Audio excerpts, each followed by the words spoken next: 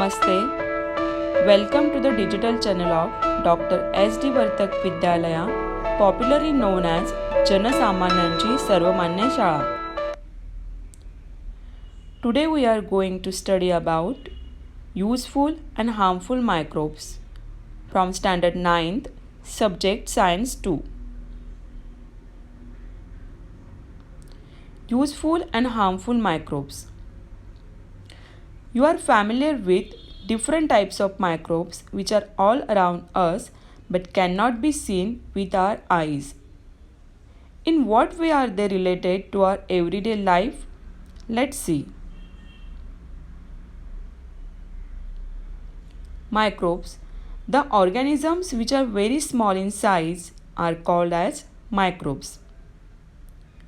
Generally, microbes are classified as bacteria, archaea, fungi, algae, protozoa, and viruses.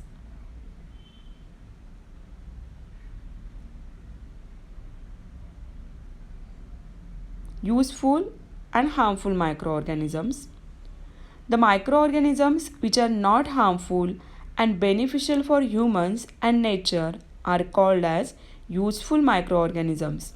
For example, lactobacillus, rhizobium, yeast, etc. The microorganisms which causes several diseases in humans, animals and plants which can even lead to death are called as harmful microorganisms. For example, bacteria, fungi, protozoa, algae, etc. Useful microorganisms. In this video, we will study about useful microorganisms. Lactobacilli. Lactobacilli are a kind of bacteria. They are minute and rectangular in shape. Lactobacilli are anaerobic bacteria, that is, they can produce energy without the use of oxygen. Benefits of lactobacilli. Various milk products like yogurt, buttermilk, ghee, cheese, shrikhand, etc. can be obtained by fermentation of milk.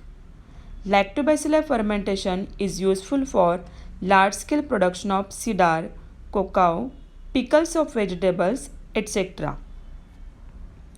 Lactobacilli and some other useful microbes taken together are used to treat abdominal discomfort. Leaven fodder offered to domestic cattle like cows and buffaloes is fodder fermented with the help of lactobacilli. The lactobacilli fermentation process used to make wine and some types of breads. Rhizobium. Rhizobia living in root nodules supply nitrates, nitrites and amino acids to that plant and in exchange get energy in the form of carbohydrates from it. Such a mutually beneficial relationship is called symbiosis. Rhizobia produce nitrogenous compounds from atmospheric nitrogen. This process is called as nitrogen fixation. Role and importance of rhizobium. The use of rhizobium has helped to reduce the use of chemical fertilizers and thereby their adverse effects. It also helps to reduce expenses on fertilizers and thus works to the benefits of farmers. Yeast. Yeast is a unicellular fungus with 1500 different species in existence. The yeast cell is a eukaryotic type of cell. Yeast grows and multiplies very quickly due to the carbon compounds in the sugar solution. In the process of obtaining nutrition, yeast cells convert carbohydrates in that solution into the alcohol and carbon dioxide. This process is called as fermentation. Uses of yeast. The most common use of yeast has been in the making of bread. Wine, beer are made by fermenting yeast with fruits like grapes or other carbohydrate-rich fruits. Many species of yeast are used for bioremediation.